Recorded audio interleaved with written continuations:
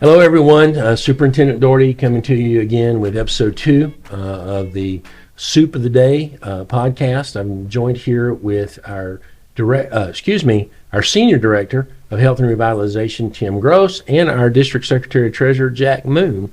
We discussed in our first episode, Tim and I did, one of the current issues related to ministers quitting ministry, and we talked a little bit about the article that the Presbyterian Minister had published, and we touched on some things that we really want to address a little further in this episode, and that is, Tim, I'm going to let you start, but how do we know when it's time to reach out for help? Okay. So if we're not doing well emotionally, spiritually, or otherwise as a minister serving in our capacity of leadership, how do we know when it's time to reach out for help? Yeah, I would say there is no time that is too early to reach out for help, right? Because we all are going to think, not yet. Yeah. No, this doesn't rise to that level. I can push through. Okay. No, I'm going to hang in there until, we've seen this too often, right? Where a pastor is like, I'm going to grind it out. I'm going to hang in there. I'm going to find a way. Their coping skills are kind of keeping pace with the pressure that they're feeling until one day they become overwhelmed and they tap out. And so I would say, if you feel any impulse to reach out, do so. Why wouldn't you? Right. In what way could it hurt to have somebody come alongside you and go, yeah, tell me more about that? Man, that's got to be hard. Yeah, and if somebody objectively says, "Hey, I think you're okay. I think you're doing good," that'd be nice to know, right? It would be. How often does that happen? Yeah. I just say that to say that's not really an issue. People reaching out too early. It's the fact that they don't reach out, and that's, I want to talk about some of the barriers to people reaching out to help, from their fellow ministers and friends, but also from a professional. Before we do that, I'd love for the pastors to hear from us how heartbreaking it is for us when a pastor calls and they've pushed through that place where they could have reached out until they're beyond burnout, or there's been a moral failure, or their family is in real distress and they have to step away from ministry. Too often, we don't have that window to join with them and be an encouragement and a help to them. We get the call and it's already kind of decided. They're beyond that place where they feel like they can remain in ministry. And I've heard your heartbreak and yours. I'd just love for our pastors to hear what that's like for you to hear that. I know it breaks your heart. Oh, it does. It is devastating to get the call. And that's kind of what we refer to it as, is we get the call. And, I have resigned in my church, or I'm resigning my church. We've already made the decision. I've already set the stage for an alternate career. And so decisions have been made that are going to be hard to turn back away from. And so we get the call, at basically at the end of the internal dialogue and the conversations and all the roadblocks that they've encountered. And so now it's like, hey, listen, I've made this decision. I'm pretty determined in it, and so you guys are going to have to do what you can do with the situation that I am presenting you, and that is truly heartbreaking. Right. It is hard. It's hard to get that call also when that person says, hey, I made a decision, I did something that's ruining my marriage or my ministry. Right. We would rather say, hey, call us before you get to that point. Yes. Because when it gets to that point, then we have to act in a way we don't want to have to act. That puts us in very uncomfortable conversations. And if we could help our ministers find a way to reach out, and I think that's where I'd really, what warning signs could we help them to see? Well, that was going to be my next question to Tim is, okay, so we're in this volatile, stressful situation. Me as a minister, what warning signs do I need to be looking for to show myself that, hey, I'm on the verge of something not good? Sure. Yeah, and before I hit that, let me just say to all of our pastors out there, those calls are not just heartbreaking for us because of the challenges that presents the church or the challenges that presents us as leaders. We care about you and we care about your calling and we care about you stepping away from that because you feel overwhelmed or because you're now in the midst of a circumstance that feels completely unmanageable for us. That breaks our heart for you and for your marriage and for your family because we believe you're called. And we want to see you continue in ministry in a way that feels fulfilling and meaningful, but you've kind of pushed to a place where now that's not an option anymore. And let me, I'm just going to throw this in because you're right, and there was probably a better way for me to frame my statement earlier. Ministry is about the minister and about the individual. Right. And so, yes, we organizationally may have something presented to us that is an issue to deal with, but we deal with people, and we deal with ministers, and we deal with families of those ministers. And so it is heartbreaking for us because I know, Jack, you've been in the district a long time. I know I have. These are our friends. Yeah. These are our friends. we know. These are people we've served alongside, Yeah. and spent countless hours to get together, and we've seen the good parts of what God has been doing in their ministries and their lives, and so this is personal for us, and I am cognizant of the fact that, Jack, that we sometimes have to, we have to handle the organizational side of things, but we approach it from a disposition of these are people. These are families that are about to be completely disrupted. Yeah. And it breaks our heart because we love these people. And Right. and that's one thing I appreciate how our district handles this, because when that does come to us, I have never seen a punitive side. Absolutely. I've always seen that brokenness. This is a family we care about.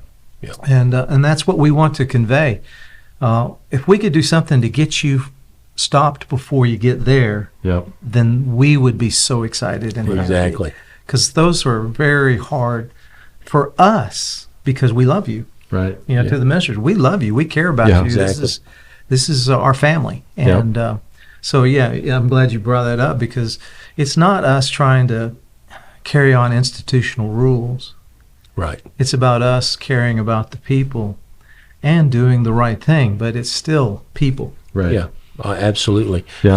So back to what we were talking Right. about, Tim. What could be some early warning signs for a minister to be aware of in just evaluating themselves in ministry and life? Yeah. I would say that self-evaluation doesn't really work. Right. Okay. In other words, we're going to say, I think I'm doing okay.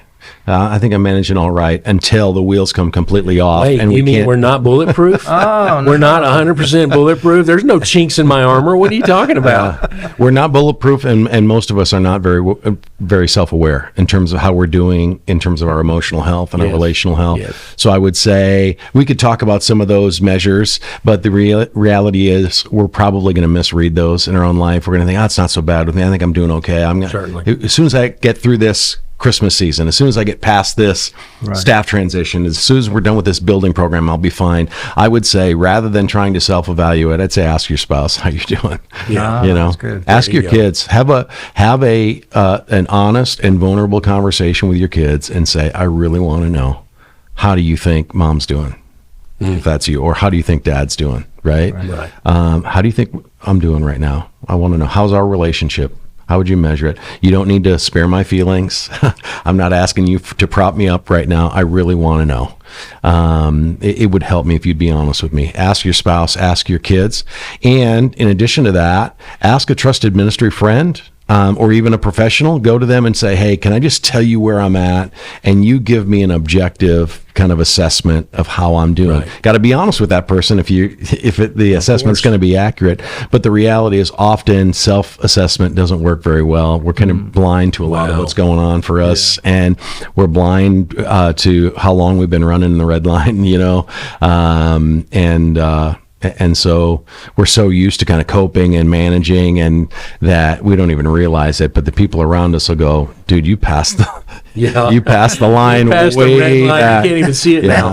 Yeah. Yeah. But your part, if you really ask that honestly and give them permission to tell you, in a lot of cases with tears, they'll say, That's a hard thing to do, especially in what we, in ministry, life and ministry, because we live in the fishbowl. yeah, So we are constantly under observation in every area of life. So you swing wide the door of criticism. Hey, I need you to evaluate me as a human being. That's not a safe place to be. Right. Man.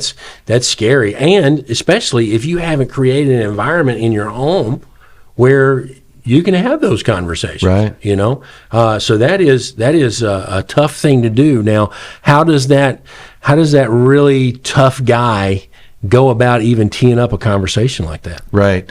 And I would say what you just mentioned is really important because you're being observed and being scrutinized and often criticized by a broad cross section of people, right? When I get home, I don't want any more of that. I want home to be nothing but praise and affirmation, and I want to be cuddled and stroked, and I want to be has arrived. Exactly. Yes, the door is swung open. And, right. Because I'm returning from battle, really Release kind the of. doves. Yeah. I'm all dinged up from life out there in the world and in ministry, and when I come home, man, I want some TLC. Yeah. And so it's a really hard thing to when you get home. So when you think about that, out there, you're getting often criticism that's not really rooted in reality, right? It's people's preferences, and they only know a little bit of it, and they're telling you what they think. And there's a lot going on in that person's life, right? That's shaping why they're asking for that and the way they're asking for it. Where we're going to get real honest feedback is at home. And so look at that. We're taking in the feedback from people that don't really know the story, don't really know what's needed, right? And we're taking all of that in and letting that kind of inform how we go about our lives.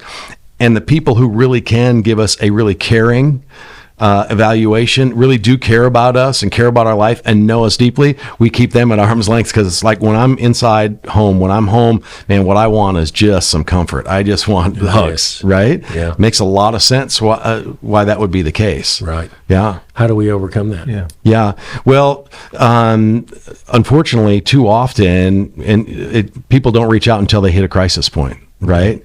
And I would say there's a window before we get into that mode of just kind of head down, blinders on, grinding it out, right? Where we first have those indications that, man, I'm getting a little frayed around the edges right here, and I'm losing some of the joy of what I'm doing, and this is feeling like more of a burden, but we still have some awareness about that, and that's the time to have that conversation. And that's why I was saying before, it's never too early, right? Because we always wait too long. And so I would say once you get to that place where you're really head down and I'm just pushing through, and it's really hard for ministers at that place to reach out for that, unless somebody in their life who cares about them says, hey, I'm seeing some warning signs on the dash with you. I care about you. Can we have a conversation? Yes. Can I pair you up with somebody who can maybe be a help to you? Well, maybe, if we're speaking to our ministers and saying, hey, why not now, before you get there, to give permission to your spouse to say, hey, if you see something in me that I'm acting out of character, I'm giving you permission now, before it gets bad, to speak into my life and say, "Hey, honey, let's look at this." I think that's critical, because if you haven't had that conversation, if you've not set that up, it's really hard to go when you're feeling overwhelmed and say, "Tell me." But if you give them permission before, then maybe they can come in and say, "Hey, I see you're struggling here. What can we do to help?" Right. And I think that would open the door. Yeah, and I think that's a great point. I think the answer is to have regular kind of check-ins in your life with a friend. Oh, yeah. Regular check-ins with a counselor or therapist. Regular check-ins with your spouse, where you're not just going out to have fun, have a date night. That's important too. But also times where you have a check-in with one another and you say, hey, how are we doing? Right? And having those check-ins with your kids where, man, put them on your calendar that, I don't let 3 months go by or 6 months go by without having an honest check-in with these folks so that they can speak into our life. Because honestly, if we let too much time pass and they see us really burdened with care, now they begin to feel that pressure. It's like, I care about you and I want you to seek help, but you seem so close to the edge right now that I don't want to do anything that would give you a nudge. Exactly. Yeah. And in that same vein, a lot of guys and gals, not just guys, but they are doing so poorly that the thought of even opening that door is creating so much immense fear, because they know that if the door is open, it's Vesuvius. I mean, it's just going to come all spin. And man, I am keeping it together. I've got it taped together, wired together. I'm doing okay. I'm holding it all. But if there's one crack that shows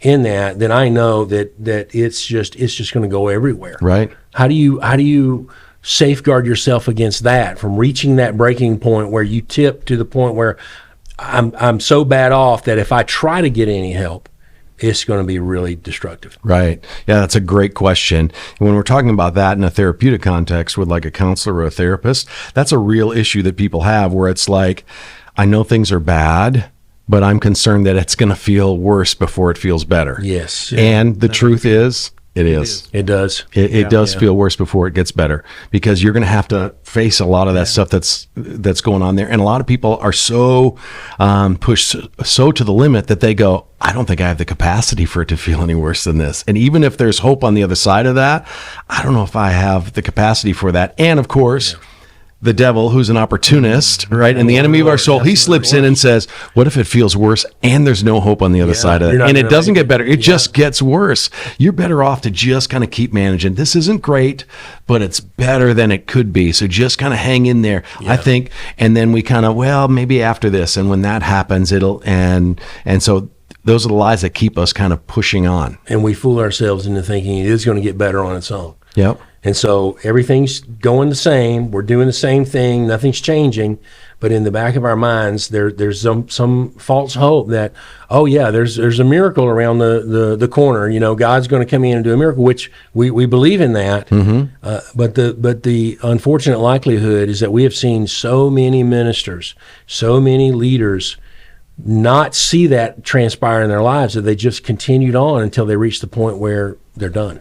Right.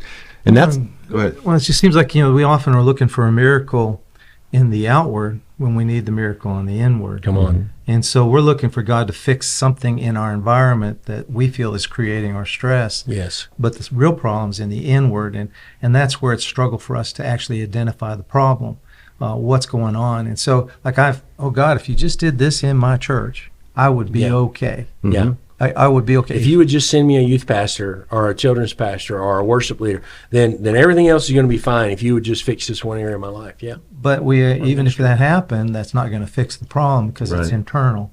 Yes. And that's the hard part. And I think if we're having this conversation is, how do we help those ministers know that it's okay to deal with the internal? Because we're programmed, if I fix the functions, I'll be okay. My church is going to grow, everything's going to be good, I'm going to be happy, and that's not true. That's right. What we need is to help those men and women that can find that place where they can look at the internal component. My big thing is looking for longevity. You guys had this conversation earlier about somebody who in midstream quit.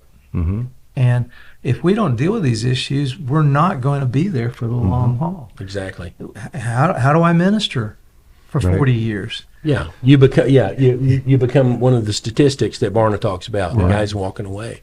So I'm sorry, Tim. Go ahead. Yeah, if I can jump in on something, you said something really important a moment ago when you were talking about individuals that'll say, maybe it'll get better next week, maybe it'll get, that's a coping strategy, right? There's some denial in that, right? I don't want to face just how concerning this circumstance is or what it is that I'm feeling. So it'll get better, right? Or other coping strategies are escaping into entertainment or escaping into other things, or just turning into our work as a minister and using that as a diversion from what's going on in me. All of these coping strategies, which goes to another reason why people don't reach out for help sometimes, is because I feel like if I talk about it out loud with somebody, it's going to become real. Yes. Right? As long as I'm managing it and it feels overwhelming and I don't know what I'm going to do with it, but if I keep distracting myself, or if I keep denying it and hoping it's just going to get better next week, if I keep kind of just kind of distracting myself, diverting my attention, whatever, but if I talk about it, now it's real. Now it's out there, right? And the reality is we got to face the real, right? If we're going to experience real change, if we're going to experience Tim, I don't want to talk about my feelings.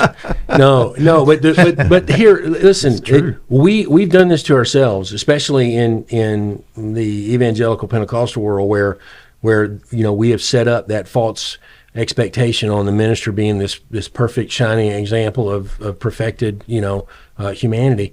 And we don't want to talk about how we're feeling or the trauma that we've suffered in life, that we, hey, I haven't processed that. I haven't dealt with that. Well, Jesus is my Savior and He's healed my heart and I'm going to move on. Mm-hmm. The problem is you've got 20, 30 years of lingering trauma that you've never dealt with, and it's manifesting itself in how you deal with people, how you deal with your family, how you, even your disposition as a minister, it's permeating every aspect of who you are. But you got to talk about it, and that's scary. I tease, my girls sometimes about how I've heard about feelings, I just don't know what they are. Or when Jennifer says, "How does that make you feel?" And I'm like, hungry. And the other challenge with that is we don't want to talk about it, right? Because it's going to feel real. And the reality is, for most Pentecostal pastors, we don't know how to talk about it. No, we right? don't. Theologically, we don't know how to talk about it because we believe that the prayer offered in faith will make a sick person well, right? That if we call on the name of the Lord, that He hears us and that He'll answer us, right? And we don't know how to talk about this and hold the mystery of, we believe God answers prayers, and yet sometimes we need to seek help in other ways, and we don't know we don't really understand the mysteries of why He heals sometimes, and other things He takes away miraculously, and other things He takes us along a journey of incremental change with the help of a doctor or the help of a counselor, and we don't really know how to talk about that. And there's this idea that that to admit my need to be vulnerable is to be weak, and the reality is that that's weak faith. I've got weak character. That school of leadership that we came up in, where you show no weakness. Right. I mean, you're the in front. You're leading from the top of the pack. There are no problems. There are no issues. There are no weaknesses in my life because I am this apex leader, and it's fun. It's like, for us, especially in the Pentecostal realm, we think, if I just prayed more, I'll get this thing worked out. If I can just pray more and pray more. But you mentioned that verse where it says, the prayer of faith. But it also in there, it says, call the elders. And I think it's interesting that the Bible didn't leave out, reach out for help. Mm-hmm. Come on. Tell them what you're going through so they can pray with you. And confess your faults to one another so that you might we don't use that whole context of verse to help people. And I think that's important for us because sometimes I have been caught in that trap. If I admit I'm struggling, I'm not a good leader. Sure. I'm not capable. Yeah. And actually, it's the exact opposite. Yeah. It's when I admit that I'm struggling, I become a good leader. Right. I give an example to my people of how to handle crisis situations or things that are stressful in my life. So, and Jack, you walked through as a pastor some unheard of situations, unprecedented and circumstances, and so you've walked through them, you've handled them beautifully, but there had to be some emotional toll that it took on you. So how did you, in walking through those situations, how did you manage and how did you cope? Well, I was willing to ask for help. Mm-hmm. One of the first things I did was I reached out to my superintendent and said, "This is bigger than me. I need help." And that made available. I had somebody, a counselor, to talk to help me, because I in certain points felt like I was the only thing standing between disaster and the church. Wow.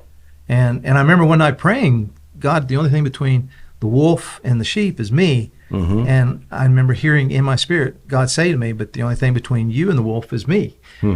But I couldn't navigate that all by myself. I needed some help, and there were people who came into my life, and I was willing to listen to them.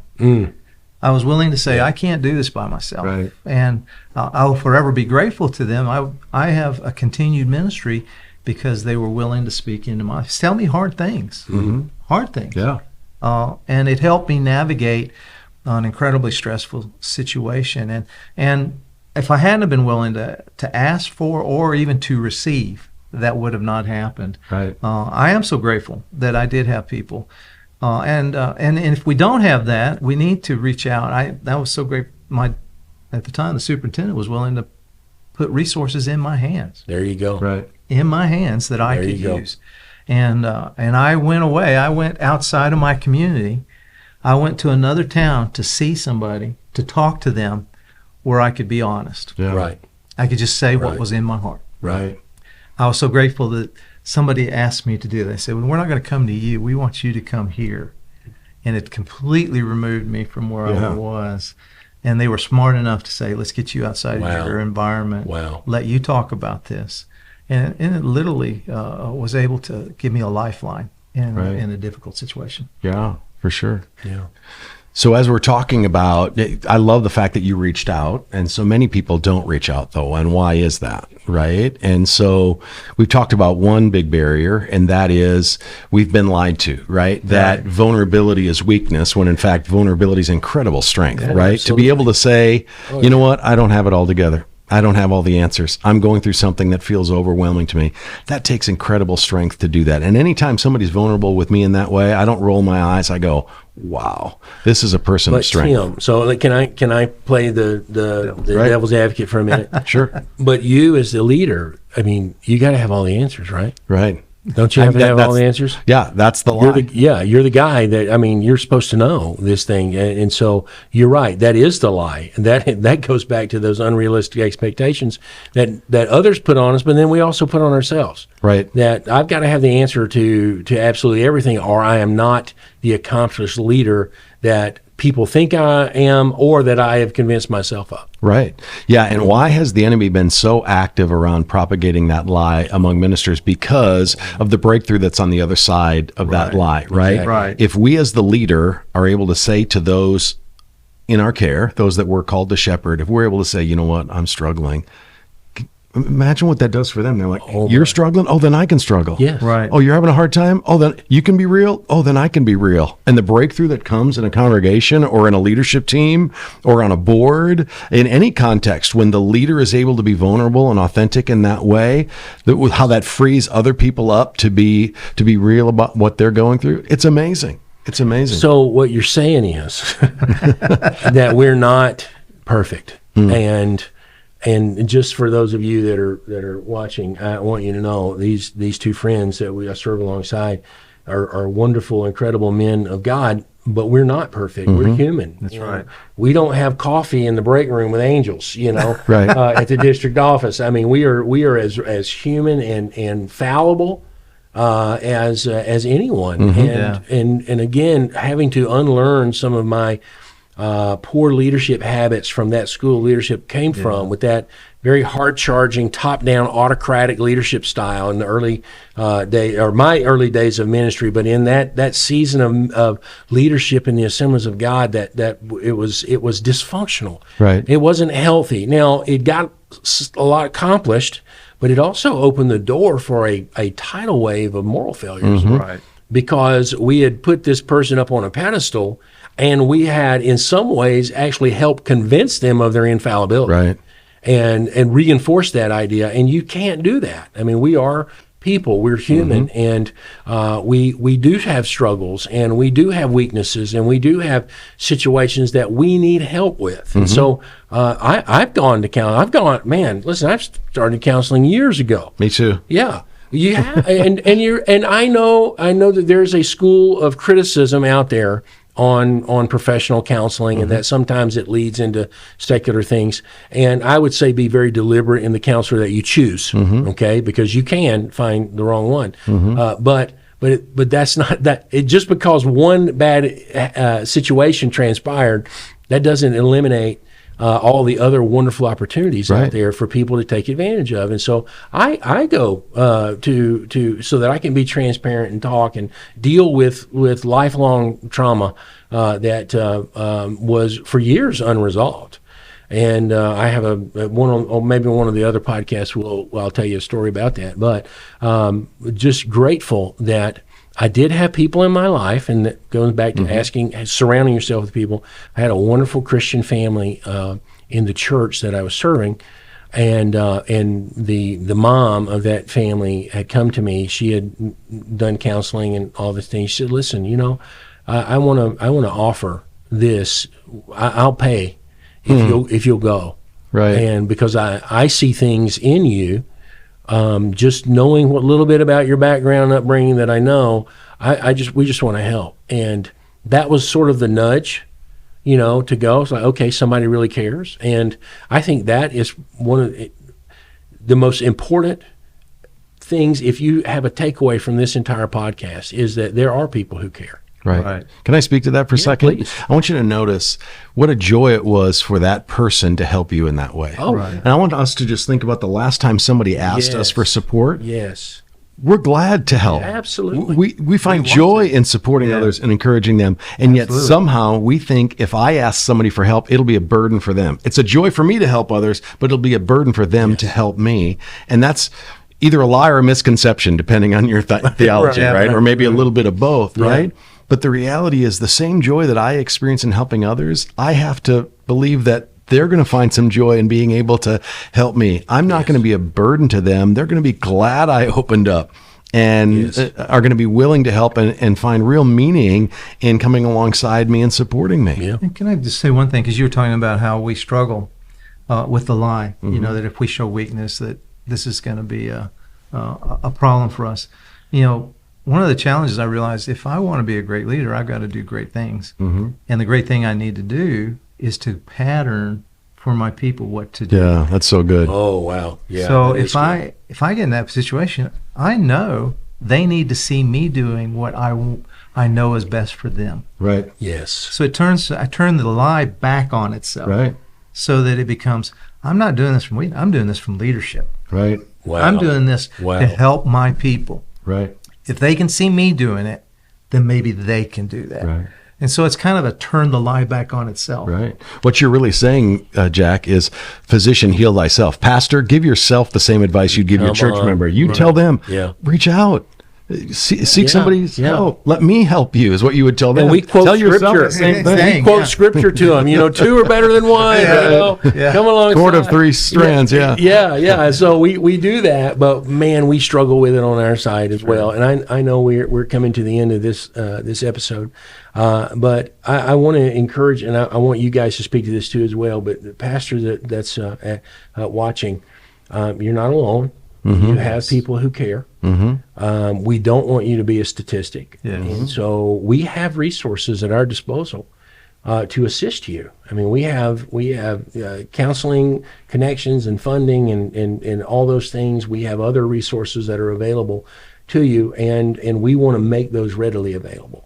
And so contacting myself or Tim or Jack, any of us here in the office, we want to serve you in the best way that we know how. And so one of the reasons that we have a licensed MFT in the office, a marriage and family therapist, is so that Tim is educated in that arena, but also trained to offer that advice and how to help that minister who struggles. Find a referral, for sure.